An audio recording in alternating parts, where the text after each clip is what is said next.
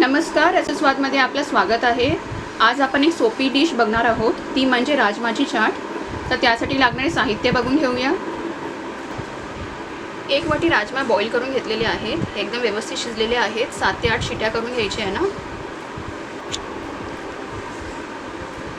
अर्ध्या लिंबाचा रस, हिरवी मिरची बारीक चिरून घेतलेली, 1 चमचा लाल मिरची पावडर, अर्धा चमचा चाट मसाला, अर्धा चमचा जिरे पावडर, थोडीशी कोथिंबीर, एक छोटा टोमॅटो, अर्धा कांदा, एक बटाटा बॉईल करून घेतलेला आहे, थोडीशी काकडी।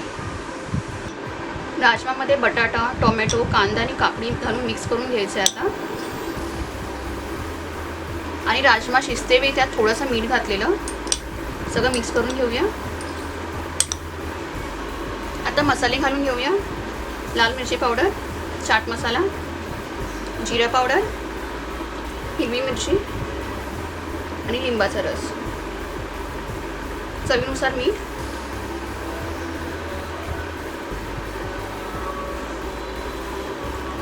सगळं मिक्स करूया आता।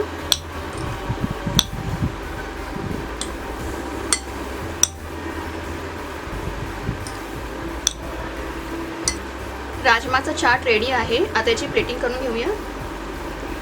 एकदम झटपट आणि सोप्या पद्धतीतला राजमा चाट रेडी आहे। त्याला कोथिंबीर आणि शेवनी गार्निश करून घेऊया।